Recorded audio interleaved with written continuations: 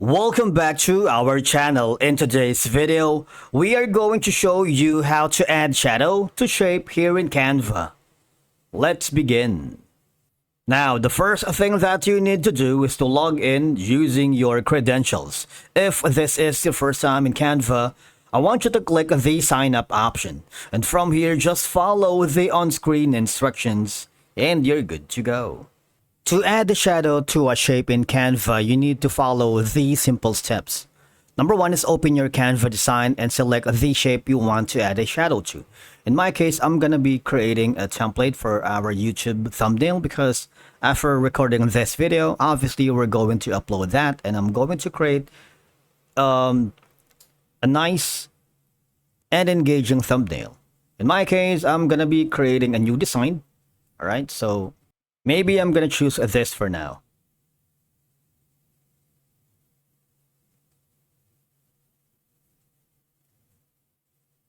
Now, first off is basically adding a shape.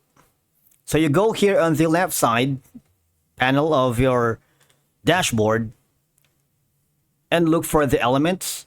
And here you would find the shapes. All I have to do is click on it so you can see all. So the color is black, but you can change it.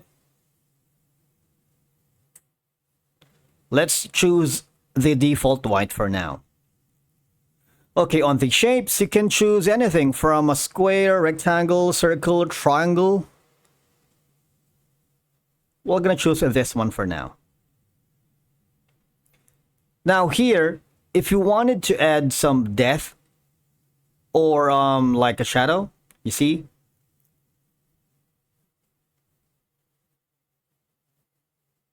I need you to hover to the border style.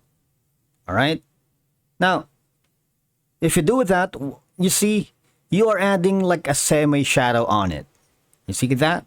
You can choose from this length, this. These are going to be the gauge, like a semi shadow in it. Corner rounding, you see? You can adjust the slider for the shadow effect that you wanted in shape. Now, in terms of the text, for example, we're going to type in like a text here. I'm going to add something like this.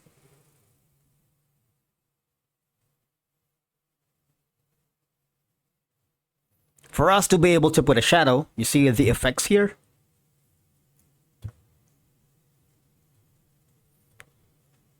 Click on the shadow, you see that? And you have added the shadow on the text. That's a two-way for you to add a shadow, not only on shapes but on text. But you see there's going to be on the effects shadow, you can also put in the color of the shadow. For example, if black is too strong, you might want to choose another color, say for example red, and you can choose any colors that you wanted here. You also have a control on the direction, transparency, you see that? You can choose the transparency so it's not really sharp, like a subtle kind of shadow. You can blur and you can adjust the direction as well on the left side or in the center or in the right side, or you can choose the offset. So these are going to be some of your best options when creating a shadow. Now, how about the image? All right, I'm going to upload an image here. Now, this is the image that I wanted to put a shadow as well. So we have put a shadow on the shape, text, and on image. Now, all I have to do is click on edit.